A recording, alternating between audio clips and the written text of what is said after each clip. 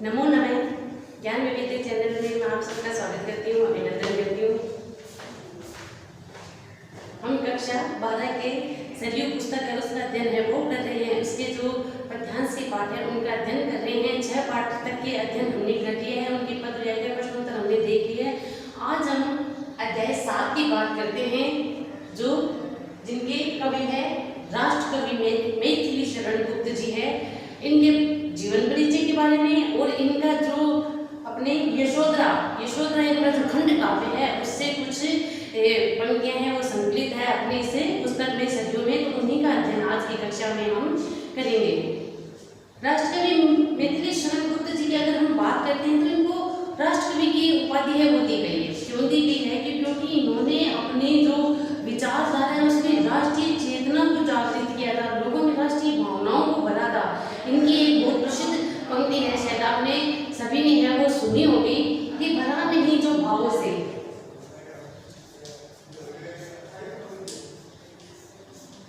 भरा नहीं जो भावों से, बहती जिसमें रसधार नहीं,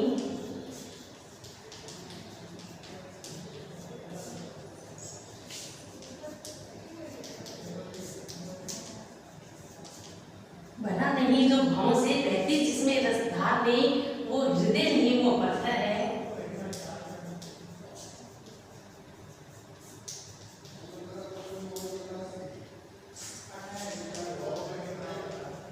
वो पत्थर है जिसमें स्वदेश का प्यार नहीं।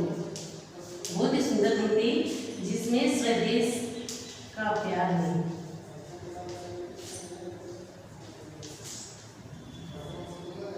भरा नहीं जो भावों से, बहती जिसमें रसधार नहीं, वो हृदय नहीं वो पत्थर है जिसमें स्वदेश का प्यार नहीं। तो साफ इनके जो राष्ट्रीय भावना है, देश प्रेम की जो भावना है, स्वदेश प्रेम की भावना है, पंक्तियों के द्वारा इनके मन की भावना है वो हमें साफ साफ स्पष्ट रूप से दिखाई देती है। अब इनके जन्म की बात करते हैं। राष्ट्रकवि मैथिली शरण गुप्त जी है, इनका जन्म 3 अगस्त 1886 को चिरगांव झांसी में हुआ था। 1886 को चिरगांव जिला झांसी,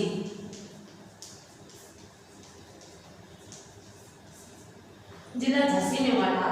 इनका जन्म 3 अगस्त 1886 को चिरगांव जिला झांसी में इनका जन्म हुआ था। इनके पिता का नाम है सेठ रामचरण, पिता सेठ रामचरण, माता का नाम है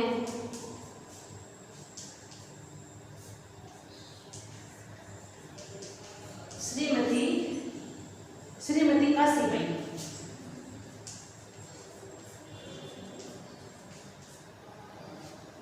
पिता सेठ रामचरण जी और माता श्रीमती काशीबाई है। इनकी जो प्रारंभिक शिक्षा है वो राजकीय विद्यालय में झांसी में ही हुई थी। राजकीय विद्यालय है, अपने गांव का जो राजकीय विद्यालय था वहीं इनकी प्रारंभिक शिक्षा हुई थी। बाद में इनको अंग्रेजी शिक्षा के लिए मैकडोनाल्ड जो इंग्लिश मीडियम विद्यालय था वहां इनको भेजा गया, लेकिन वहां पर इनका मन नहीं लगा और ये वापस अपने घर है वो लौट आते हैं। और इसलिए इनके पिता ने इनकी शिक्षा दीक्षा, इनके पिता रामचरण है, इन्होंने इनकी शिक्षा दीक्षा का प्रबंध है वो कहाँ किया? घर पर ही किया था। और इन्होंने घर पर रहकर ही अनेक विषयों का ज्ञान है वो प्राप्त किया था। पिता ने इनके छंद को, एक बार इनके पिता ने इनके छंद को सुनकर इन्हें आशीर्वाद दिया था कि तुम आगे जाकर बहुत अच्छी कविता करोगे, आगे जाकर तुम बहुत बड़े इंसान बनोगे, बहुत अच्छी कविता है वो करेंगे। और उनका आशीर्वाद है वो फलीभूत होता है, जो हम सभी जानते हैं कि ये एक बहुत आगे तक है और इन्हें राष्ट्र कवि की उपाधि तक है वो दी गई। तो ये पिता का आशीर्वाद ही था कि ये वहाँ आगे तक है वो पहुंचे थे। साहित्य लेखन में इन्होंने अपने जो प्रतिभा का परिचय दिया है वो इनके पिता का आशीर्वाद ही था। और कहते हैं कि राष्ट्रकवि और इनके जो साहित्य लेखन है उसमें प्राचीन और आधुनिक दोनों का समन्वय देखा जाता है। प्राचीन विचारधारा और आधुनिक, प्राचीन व आधुनिक।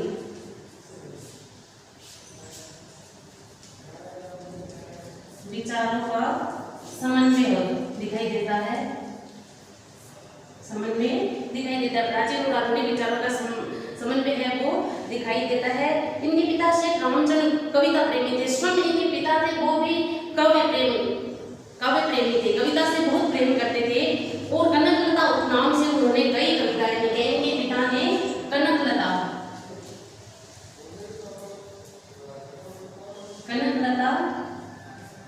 नाम से कई कविताएं हैं वो लिखी है। तो देखिए इनको काव्य प्रतिभा है जो इनको विरासत में भी मिली है, पैतृक स्वरूप में भी इनको मिले हैं। मैथिली शरण गुप्त जी को इनके घर का माहौल ही कैसा था, काव्यमय था। इसलिए इनके जो रामचंद्र थे इनके पिता थे वो कनकलता नाम से, ये आप नाम है वो याद रखना। इनके पिता है वो कनकलता नाम से है वो कविताएं रचना करते थे। तो इसलिए इनको जो काव्य रचना का माहौल है वो बचपन से ही मिला था। इनको एक विरासत के रूप में ये प्रतिभा है वो मिली थी। अब हम अगर इनकी बात की जाए कि इनकी जो प्रारंभिक कविताएं थी विषयोपरक प्रारंभिक इनकी कविताएं थी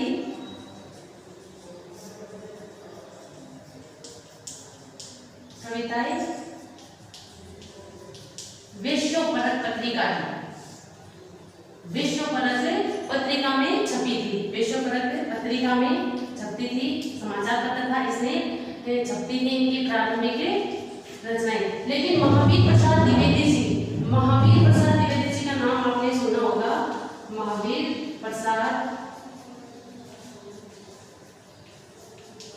द्विवेदी जी के संपर्क में आने के बाद महावीर प्रसाद द्विवेदी जी है जिन्होंने 1900 से सरस्वती पत्रिका है उसका प्रारंभ शुरू हुआ था। 1903 में महावीर प्रसाद द्विवेदी जी है वो सरस्वती पत्रिका के संपादक बने थे। और महावीर प्रसाद द्विवेदी जी के संपर्क में आने के बाद इनकी जो रचनाएं थी वो किस पत्रिका में प्रकाशित होने लगी? सरस्वती पत्रिका में प्रकाशित होने लगी।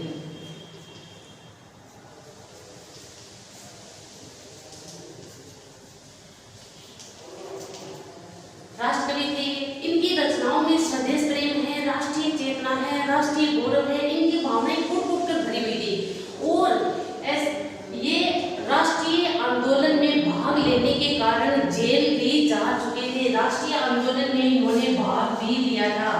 अपने भारत देश को स्वतंत्र कराने के लिए जो राष्ट्रीय आंदोलन हुआ था उसमें इन्होंने भाग लिया था और इस कारण से ये जेल भी गए थे। इन्हें जेल भी जाना पड़ा था। राष्ट्रीय आंदोलन में हिस्सा लेने के कारण, राष्ट्रीय आंदोलन में कूदने के कारण, राष्ट्रीय आंदोलन में भाग लेने के कारण इन्हें जेल भी जाना पड़ा था। और मुंशी अजमेरी के संपर्क में आने पर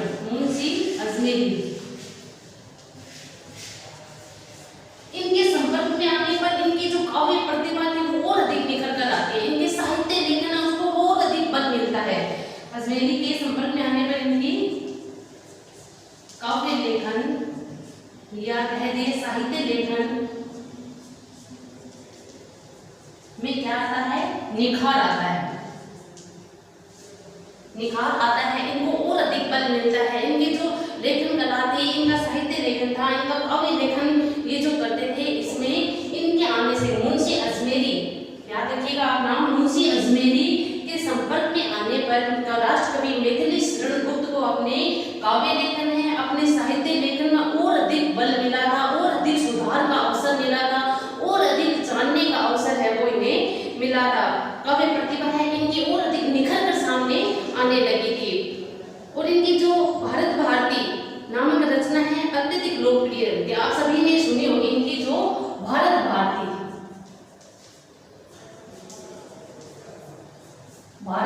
जो इनकी रचना थी बहुत अधिक लोकप्रिय हुई है। बहुत अधिक लोकप्रिय हुई थी। इसमें इन्होंने भारतीय संस्कृति की छाप है वो पूरी तरह से दिखाई देती है। इनकी रचनाओं में राष्ट्रीयता, स्वदेश प्रेम है, युगीन चेतना है, वो स्पष्ट रूप से इनकी झलक है वो इनकी काव्य रचनाओं में। इनके जो और साहित्य लेखन है उसमें इनकी भरपूर मात्रा में झलक है वो दिखाई देती है। राष्ट्रीय गौरव, राष्ट्रीय जागरण से ओतप्रोत, देश मातृभूमि के प्रति गर्व और राष्ट्रीय और राष्ट्रीय गौरव से ओतप्रोत भारत भारती की कविताओं ने इन्हें राष्ट्र कवि के रूप में प्रतिष्ठित किया।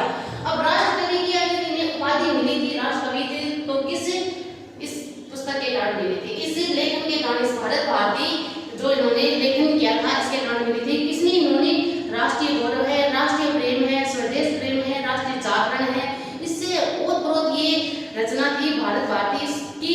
इसमें जो संकलित कविताएं थी इनके आधार पर इन्हें राष्ट्र कवि की पदवी है वो प्राप्त होती है, राष्ट्र कवि के रूप में ये प्रतिष्ठित होती हैं। भारत सरकार ने इन्हें राज्यसभा का सदस्य भी मनोनीत किया था। राज्यसभा का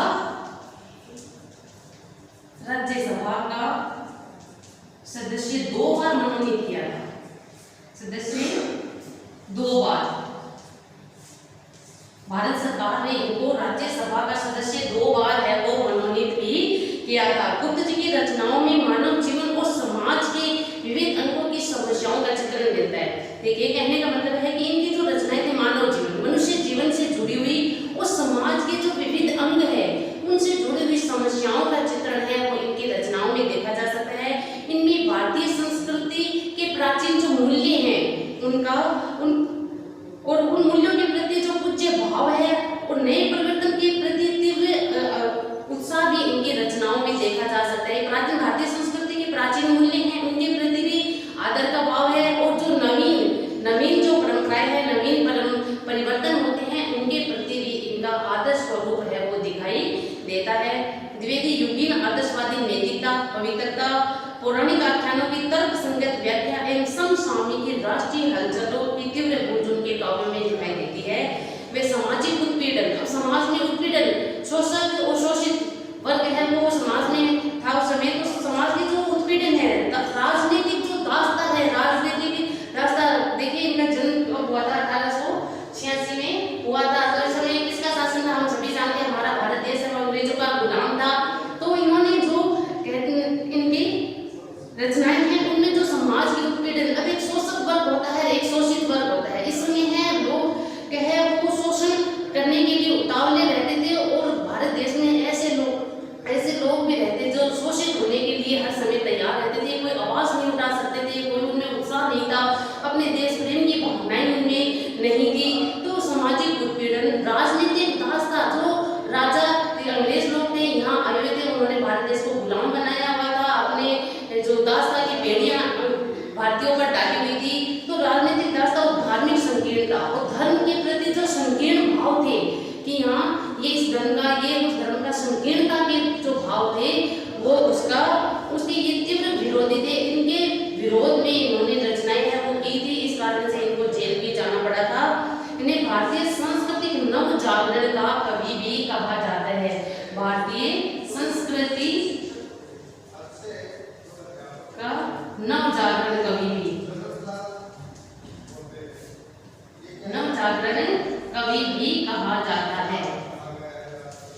इन्हें भारतीय संस्कृति का नव जागरण कवि भी कहा जाता है कि इन्होंने भारतीय संस्कृति में एक नया जागरण है। अपनी रचनाओं के माध्यम से, अपने कविताओं के माध्यम से, अपने साहित्य लेखन के माध्यम से इन्होंने भारत की जो जनता थी, जो दास्ता की बेड़ियों में जकड़ी हुई थी, जो शोषक वर्ग के शिकार हो चुकी थी, उनमें उन्होंने नई चेतना लाने का प्रयास किया था। कवि मैथिली शरण गुप्त ने अपनी रचनाओं के माध्यम से उनमें जोश, उनमें उत्साह, उनमें अपने स्वदेश प्रेम, राष्ट्र प्रेम की भावनाएं भरने का कार्य इन्होंने किया था, इसीलिए ये राष्ट्र कवि भी कहलाते हैं।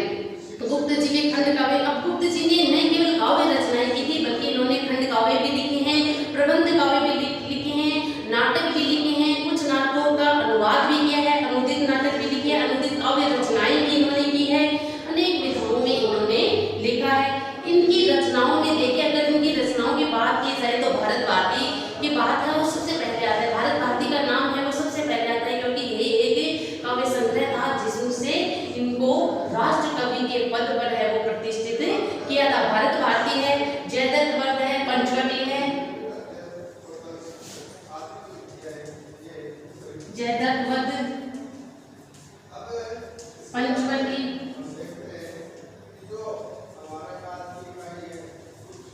भारत भारती, और इसके अलावा भी देखेंगे गुरुकुल, झंकार, साकेत, यशोधरा, द्वापर, जय भारत,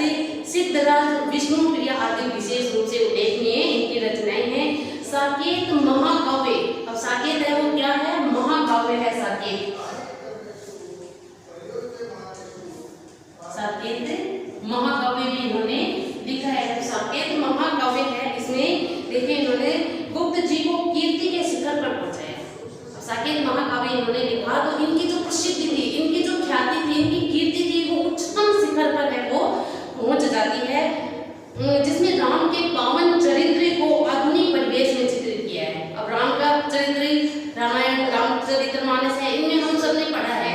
कवि वाल्मीकि के द्वारा लिखी गई रामायण है, कवि तुलसीदास जी के द्वारा लिखी गई रामचरितमानस है। इसमें हमने राम के चरित्र का मर्यादा पुरुषोत्तम स्वरूप है तो हम सभी जानते हैं, सभी ने देखा। लेकिन इन्होंने जो साकेत महाकाव्य था, इसमें प्रभु श्री राम का जो चरित्र है वो आधुनिक परिवेश में चित्रित किया है।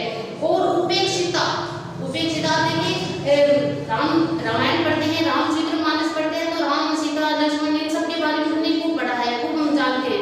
लेकिन उर्मिला का वर्णन, जो लक्ष्मण की पत्नी थी उर्मिला, जो राजमहलों में ही रह गई थी, लक्ष्मण थे वो श्री राम के साथ वनवास चले गए थे, तो उनका जो उपेक्षिता कि न अपनी नवनवेली दुल्हन को छोड़कर है, लक्ष्मण है वो अपने भैया राम के साथ वनवास चले जाते हैं, तो उर्मिला की उपेक्षिता के चरित्र को त्याग में नारी के रूप में चित्रित किया गया है। ये एक इन्होंने अलग हटकर है वो इसमें बात है वो बताई है कि हमने रामायण भी पढ़ी है, रामचरितमानस में पढ़ा है, लेकिन उर्मिला का वर्णन है वो अत्यधिक नहीं आता है, बहुत कम आता है। लेकिन मैथिली शरण गुप्त जी ने साकेत महाकाव्य में, साकेत इनका जो महाकाव्य है, साकेत महाकाव्य, इसमें उर्मिला जो क्या थी? उपेक्षित नारी थी, उपेक्षित नारी, इसके मनोभावों को इन्होंने बखूबी दिखाने का प्रयास है वो किया है एक त्यागमयी नारी के रूप में। देखिए राम लक्ष्मण सीता जी इन्होंने तो राजकाज है वो त्याग किया ही था, लेकिन उर्मिला का त्याग भी इनसे कहीं कम नहीं था, इनका त्याग भी है वो स्मरणीय है। तो मैथिली शरण गुप्त जी ने उपेक्षिता उर्मिला के जो त्याग में नारी स्वरूप है उसका चित्रण साकेत महाकाव्य में किया है। पाठ परिचय की अगर हम बात करते हैं, ये तो था जीवन परिचय, ये था कवि मैथिली शरण गुप्त जी का जीवन परिचय। इनसे जुड़ी हुई कुछ मुख्य बातें हैं वो हमने यहाँ आज की कक्षा में पढ़ी है, आज की कक्षा में हमने अध्ययन किया है। आशा करती हूँ आपको बहुत अच्छे से समझ में आया होगा। आप इनको इन सब चीजों को आपको बार बार देखिए, बार बार देखने से आपके वो अच्छे से याद हो जाती हैं। देखिए आपके जो हिंदी साहित्य का जो पेपर आता है उसमें ये जो कवि परिचय है वो लेखक परिचय है उसका प्रश्न है वो आता है 3 नंबर 5 नंबर का ऐसा ही प्रश्न आता है।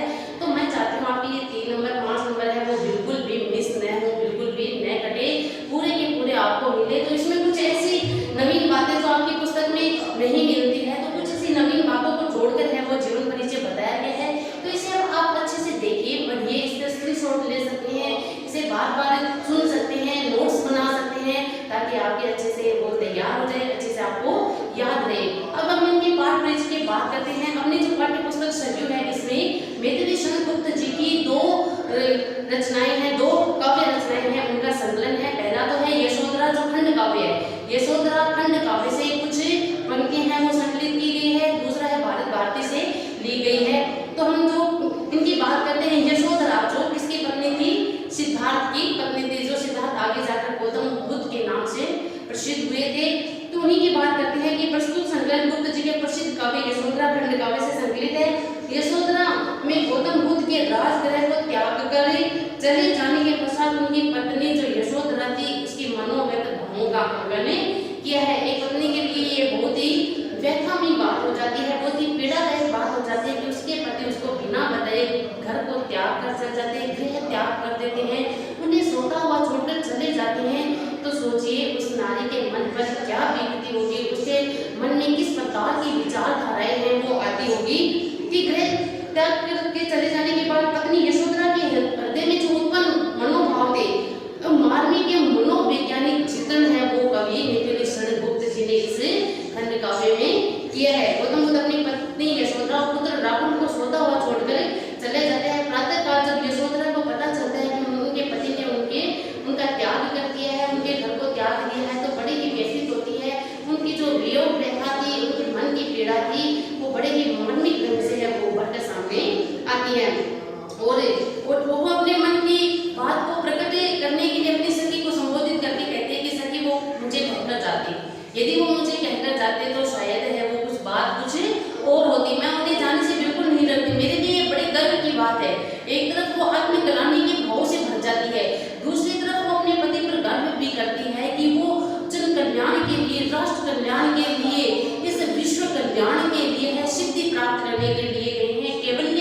करने के लिए गए हैं। तो ये बड़े ही गर्व की बात है, मेरे लिए उनकी पत्नी होना बड़े ही गर्व की बात है। लेकिन दूसरी क्षण जब उन्हें ये याद आता है कि उनके पति ने बिना बताए चले गए हैं, उनका क्या करके चले गए हैं, तो उनका मन है वो आत्मग्लानि से भर जाता है, उनके मन में क्षोभ पैदा होता है।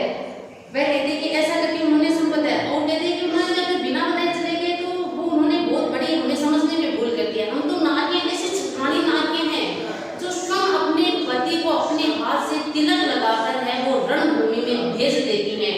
तो क्या मैं अपने पति को केवल प्राप्त करने के लिए, जन कल्याण के लिए जो वो ज्ञान प्राप्त करने के लिए जा रहे थे, तो क्या मैं उन्हें नहीं भेज दी? क्या मैं उनके पथ की बाधा बनती? अर्थात मैं उनकी पथ की बाधा है वो कभी नहीं बनती। बस मेरे मन में ये एक ग्लानि क्षोभ रहेगा कि वो मुझे कहकर है वो नहीं गए थे। उन्होंने हमें समझ में बड़ी भूल कर दी। हम तो छुटानी नारियां हैं, जिस प्रकार एक छुटानी होती है वो अपने पति को रणभूमि में भेज देती है, उसी प्रकार हम जो छुटानी के रूप में रहते हैं और अपने पति को स्वयं अपने हाथों से सुसज्जित करके रण क्षेत्र में भेजने वाली हैं। तो मेरे पति ने मुझे समझने में बड़ी भूल है वो कर दी है। वह कहते हैं कि ऐसा करके हमें छुटानियों को समझने में उन्होंने बड़ी भूल की है। और जगत कल्याण हेतु सिद्धि प्राप्त करने के लिए इस संकल्प में यशोधरा की सहज नारीगत वेदना है, क्षोभ संताप के साथ साथ उनके मातृत्व और वात्सल्य का प्रभावशाली अंकन हुआ है। तो कहती है कि अब मुझे जीना तो है किसके लिए? अपने पुत्र राहुल के लिए, उसके पालन पोषण के लिए मुझे जीना तो है, लेकिन मेरे पति ने जो मेरे साथ किया है वो अच्छा नहीं किया है।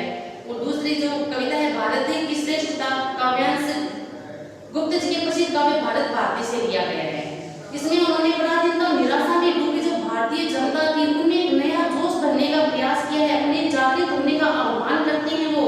और भारत भारतीय राष्ट्रीयता की उद्घोषक कविता है, उद्घोषक रचना है। राष्ट्रीय आंदोलन के समय इस रचना को अत्यधिक लोकप्रियता प्राप्त हुई थी। राष्ट्रीय देखिए, अब भारत देश का अंग्रेज गुलाम था, वो सभी भारतीय चाहते थे हमें इस गुलामी से आजादी मिले, हम आजादी का स्वच्छंदता का जीवन है वो जिए। और इस समय इनकी जो इस प्रकार की रचनाएं जब लोगों के सामने आई थी भारत भारती, और लोगों ने इसको जानकर, इसको पढ़कर, इसको समझकर उनके मन के जो भाव थे, राष्ट्र प्रेम के जो भाव उनमें उमड़ने लगे थे, तो इस कारण ये रचना उस समय बहुत ही लोकप्रिय भी हुई थी। भारतीय आंदोलन के समय रचना को लोकप्रियता प्राप्त हुई। प्रस्तुत अंश में गुप्त जी ने भारत के गौरव में अतीत का वर्णन किया है। प्राचीन जो भारत का अपना भारतीय का अगर इतिहास देखा जाए तो बड़ा ही गौरवशाली इतिहास रहा है, गौरवपूर्ण अपनी भारतीय संस्कृति है वो रही है। इस भूमि पर अनेक वीर हुए हैं, ऋषि मुनि पैदा हुए हैं, दानी और चिंतकों ने जन्म लिया। भारत भूमि संसार के संपूर्ण देशों में सिरमौर है। अगर भारत की बात की जाए तो हमारा भारत देश जगत गुरु था, जगत गुरु है और जगत गुरु आगे भी रहेगा, ऐसी हम कल्पना है वो कर सकते हैं। यह वह पुण्य भूमि जिसके निवासी समस्त विधाओं एवं कला कौशल में निपुण थे और कला कौशल के प्रथम आचार्य रहे हैं। संपूर्ण संसार में जो ज्ञान फैलाने वाला कौन सा देश है? हमारा भारत देश ही है। ये कवि मैथिली शरण गुप्त जी ने बताया। हम ऐसे महान मानवों की संतति है होकर के आज इस दुर्गति को प्राप्त हो रहे हैं। तो इस तरह से उनके जो सोए हुए मनोभाव थे, जो जनता निराशा में डूबी हुई थी, उनको जगाने का प्रयास है वो कवि ने अपनी भारत भारती रचना के माध्यम से किया है। और इसका प्रभाव भी पड़ा था लोगों में, उनमें एक नई चेतना आती है, नव जागरण होते हैं, नई भावनाएं जागृत होती है और वो राष्ट्रीय आंदोलन में भाग लेने लग जाती है और अपने भारत देश को आजाद कराकर ये दम लेते हैं।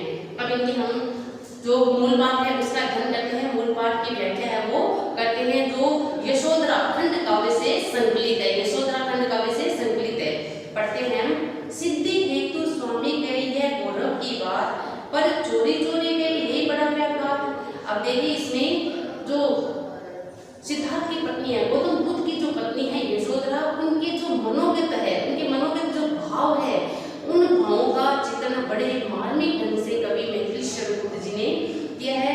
कि यहाँ यशोधरा कहती है कि ये सखी मेरे पति है, मेरे स्वामी है सिद्धि। सिद्धि यानी होते हैं कि वो कुछ सफलता पाने के लिए गए हैं, कुछ केवल्य, कुछ ज्ञान प्राप्त करने के लिए गए हैं, जन कल्याण के हेतु, विश्व कल्याण के लिए वो कुछ सफलता पाने के लिए गए हैं, कुछ ज्ञान प्राप्त करने के लिए गए हैं।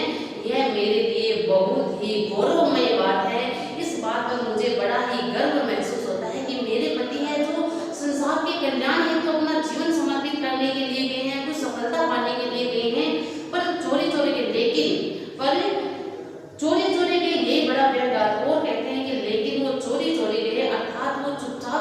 रात्रि के समय में हमें सोता हुआ छोड़कर चले गए, बिना बताए चले गए। यही मेरे लिए सबसे बड़ा वेदनामयी बात है, मेरे लिए सबसे बड़ी व्यथा की बात है कि वो चुपचाप चले गए। सखी वे मुझसे कहकर जाते, हे सखी, काश ऐसा होता कि वो मुझे कहकर जाते, मुझे बताकर जाते। कह तो क्या मुझको वे अपने पथ बाधा ही पाते। देखिए कृष्ण माँ कहे यहाँ कि कह तो क्या मुझको वे अपनी पथ बाधा पाते। पथ बाधा यानी कि रास्ते की मुसीबत, रास्ते की बाधा, रास्ते की मुश्किल। तो कहते हैं कि यदि मेरे स्वामी है मुझे बताकर जाते, मुझे कहकर जाते, तो क्या सकी मैं उनके रास्ते की मुश्किल बनती, उनके रास्ते की बाधक बनती। अपने प्रश्न है वो अपने सखी से कर रही है, यदि वो मुझे कहकर जाते तो क्या वो मुझे अपने पथ की बाधा पाते, अपने रास्ते की रुकावट मानते या रास्ते की रुकावट पाते। मुझको उन्होंने बहुत माना, फिर भी क्या पूरा पहचाना। तो मुझे इस बात का बड़ा डर है कि उन्होंने मुझे बहुत माना, अर्थात बहुत मान सम्मान दिया, और वो मुझे अपनी पत्नी के रूप में स्वीकृत करके लाए थे। तो इस जो मुझे उनकी पत्नी होने का जो दर्जा मिला था, इस रूप में उन्होंने मुझे बहुत ही मान सम्मान दिया है। इस बात को मैं नकार नहीं रही हूँ कि उन्होंने अपने पत्नी होने का जो सारे हक है, सारे अधिकार है, सारा जो मान सम्मान का जीवन है उन्होंने मुझे दिया है। कि मुझको उन्होंने बहुत माना, कि बहुत माना समझो उन्होंने मुझे बहुत ही मान सम्मान दिया। पत्नी के जो अधिकार होने चाहिए, पत्नी का जो स्वरूप होना चाहिए, उस स्वरूप में उन्होंने मुझे बहुत ही मान सम्मान है वो दिया है। फिर भी लेकिन क्या उन्होंने मुझे पूरा पहचाना, अर्थात वो मुझे पूरी तरह से जान पाए, अर्थात नहीं जान पाए। यदि वो मुझे पूरी तरह से जान जाते तो शायद वो इस तरह से चुपचाप है वो नहीं जाते। मैंने मुख्य उसी को जाना जो वे मन में लाते, और जितना भी जीवन मैंने उनके साथ बिताया तो मैंने उनको उनके मन में जो बातें आती थी उन्हीं को ये अपना मान लिया, उन्हीं को ही मुख्य बातें मानकर मैं स्वीकृत है वो करती चली गई। जो मन में लाते सखी वे मुझसे कहकर जाते, हे सखी, काश ऐसा होता कि वो मुझे कहकर जाते, इस तरह से चुपचाप मुझे छोड़कर नहीं जाती। तो बात है वो कुछ और होती। स्वयं सुसज्जित करके क्षण में वो कहते हैं कि उन्होंने मुझे पहचानने में है वो बड़ा भ्रम कर दिया है, बड़ी भूल है वो कर दी है। कि स्वयं हम तो ऐसी छुटरानी नारियां हैं, भारत की जो नारियां हैं वो एक छुटरानी नारियां हैं कि अपने पति को स्वयं सुसज्जित करके रण क्षेत्र में बैठने का दम्भ भरने वाली ऐसी हम नारियां हैं, ऐसी साहसी नारियां, ऐसी छुटरानी नारियां हैं कि अपने पतियों को हम स्वयं अपने हाथों से सुसज्जित करके, अस्त्र शस्त्रों से सुसज्जित करके, उन्हें तिलकार्चन करके स्वयं रण क्षेत्र में युद्ध के लिए भेज देती हैं। ऐसे हम छुटरानी नारियां हैं। तो क्या उन्होंने मुझे पूरा पहचाना, अर्थात वो मुझे पूरा नहीं जान पाए, मुझे पूरा उन्होंने नहीं पहचाना। स्वयं सुसज्जित करके क्षण में, पल भर में क्षण यानी पल भर में हम अपने पतियों को तैयार करके सुसज्जित करके, अस्त्र शस्त्रों से सुसज्जित करके रण क्षेत्र में कि प्रियतम को प्राणों के पण में और अपने प्रियतम को प्राणों की बाजी लगाने के लिए रण क्षेत्र में भेज देती हैं। हम ही भेजती है रण में, रण यानी युद्ध भूमि, कि हम ही हैं वो नारियां जो अपने पतियों को पल भर में, क्षण भर में है तैयार करके, सुसज्जित करके, अस्त्र शस्त्रों से सुसज्जित करके, हम बिना किसी देरी के, बिना समय गंवाए अपने प्रियतम को, अपने प्राणों से प्रिय लगने वाले अपने स्वामी को है वो क्षण भर में ही रण के क्षेत्र में भेज देती हैं, युद्ध भूमि में है वो भेज देती है, प्राणों की बाजी लगाने के लिए है वो रण भूमि में भेज देती है। तो क्या मेरे पति ने मुझे पूरा जाना, अर्थात उन्होंने मुझे पूरा नहीं पहचाना। छात्र धर्म के नाते क्षत्रिय धर्म का पालन करने के लिए, और ये सब हम क्यों करती हैं, अपने क्षत्रिय धर्म का पालन करने के लिए, अपने पतियों को प्राणों की बाजी लगाने के लिए रणभूमि में भेज देती हैं, क्षत्रिय धर्म के पालन हेतु। सखी वे मुझसे कहकर जाते, हे सखी, ऐसा होता कि वो मुझे कहकर जाते तो आज पता नहीं बात कुछ और होती।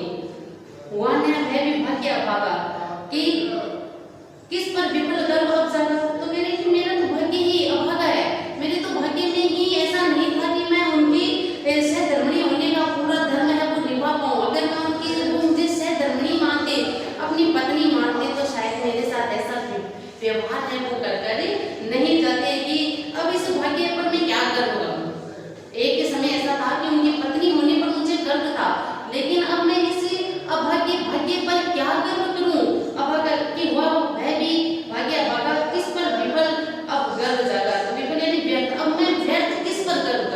किस पर गर्व करूं कि वो मुझे छोड़कर चले गए, मुझे बिना बताए चले गए, इस बात पर गर्व करूं? नहीं। जिसने अपनाया हुआ त्यागा, एक ऐसा समय था कि जिस पहले के समय में वो मुझसे विवाह करके मुझे अपनाकर, मुझे अपनी सहधर्मिणी, अपनी धर्म पत्नी बनाकर लेकर आए थे, आज उन्होंने ही मुझे त्याग दिया है। तो देखिए यहाँ यशोधरा के जो मनोगत भाव है बड़े ही व्याकुल है, व्याकुल करने वाले हैं, बड़ा ही मार्मिक वर्णन है वो किया है, रह स्मरण ही आते और कहते हैं कि ये बातें मुझे बार बार स्मरण होती रहती है, स्मृति में आती रहती है, यादों में आती रहती है कि एक समय ऐसा था कि वो मुझे अपना कर लाए थे, मुझे अपनी पत्नी बना कर लाए थे, सहधर्मिणी बना के लाए थे, और आज ऐसा हुआ कि वो मुझे बताकर भी नहीं गए, मुझे सोता हुआ छोड़कर चले गए, अपने पुत्र मोह को त्याग कर चले गए। तो ये मेरे लिए बड़ी ही व्यथा की बात है। मेरा भाग्य तो बड़ा ही अभाग्य था, अभागा भाग्य है मेरा कि मैं उस भाग्य पर क्या गर्व करूं, उनकी पत्नी होने पर मैं क्या गर्व करूं। अगर वो मुझे कहकर जाते तो शायद मैं उनकी पत्नी होने पर अपने आप को बड़ा ही गर्वित महसूस करती, लेकिन अब मेरे पास ये अवसर भी नहीं बचा कि मैं अपने भाग्य को सराहूं, अपने आप पर गर्व करूं। अब मेरे पास ये अवसर भी नहीं बचा है। सखी वे मुझसे कहकर जाते, नयन उन्हें निष्ठुर कहते, और मेरी आंखें वो कहती हैं कि वो बड़े निष्ठुर है। नयन उन्हें निष्ठुर कहते, पर इनसे जो आंसू बहते, सदे हृदय में कैसे सहते, गए तरह सिखाते। देखिए एक तरफ तो अपनी व्याकुलता को प्रकट करी है, दूसरी तरफ है वो अपने पति के प्रेम को भी स्वीकार करते हुए अपने मनोगत भाव व्यक्त करती है और कहते हैं कि मेरी आंखें, मेरे नयन, तो उन्हें निष्ठुर कहते हैं कि मेरी आंखें, वो कहते हैं कि स्वामी है वो बड़े ही निष्ठुर है, इस तरह से सोता हुआ छोड़कर है वो चले गए हैं। पर इनसे बहने वाले जो आंसू है वो मुझे कहते हैं, पर इनसे जो आंसू बहते सहते हृदय में कैसे सहते। तो कहते सहते मतलब सब पर दया करने वाले, अपने स्वामी के लिए कही है कि मेरे स्वामी तो सब पर दया करने वाले हैं। अगर वो मुझे कहकर जाते तो मेरी इन आंखों से आंसू बहने लग जाते, मैं बड़ी ही दुखी हो जाती, दुख के कारण मेरे आंखों से जो आंसू बहते उसे मेरे पति है वो सहन नहीं कर पाते, देख नहीं पाते, इसलिए उन्होंने तो मुझ पर दया की है, मुझ पर तरस खाया है, इसीलिए वो मुझे बताकर है वो नहीं गए हैं कि मेरे नयन तो उन्हें निष्ठुर कहते हैं, लेकिन इनसे बहने वाले आंसू है वो कहते हैं कि तुम्हारे जो स्वामी है वो बड़े ही सहृदय है, सब पर दया करने वाले ऐसे हृदय है कि अगर वो तुम्हें ऐसे कहकर जाते तो वो तुम्हारे आंखों के आंसुओं को बर्दाश्त नहीं कर पाते, सहन नहीं कर पाते, इसलिए वो तो तुम पर तरस खाकर गए हैं, मुझ पर तरस खाकर गए हैं।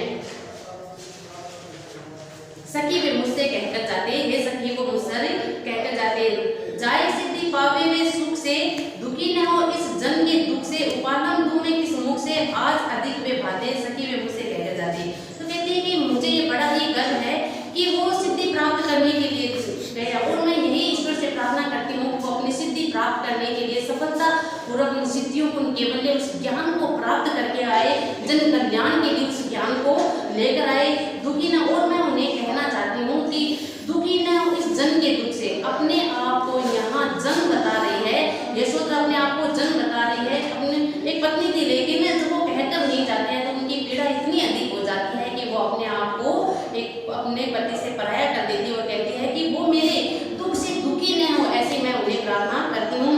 अब मैं उपालन में भी उन्हें किस मुख दे, उपालन होता है कि उल्हाना देना, शिकायत करना, कि मैं उन्हें शिकायत भी करूँ तो किस मुख से करूँ, क्योंकि वो मुझे बिना बताए चले गए हैं, उन्होंने मेरा मान नहीं रखा, उन्होंने मेरे पत्नी होने का सम्मान नहीं रखा, तो मैं किस बात पर गर्व करूँ और किस मुख से उन्हें उल्हाना दूँ, किस बात से उन्हें उल्हाना दूँ, क्योंकि उन्होंने तो मुझे उल्हाना देने का अधिकार भी नहीं छोड़ा है। आज अधिक वे बातें और कहते हैं कि आज वो बहुत दूर है, प्रवासी होकर भी मुझे बहुत प्रिय लगते, बहुत अच्छे लगते, यदि वो मुझसे कहकर जाते,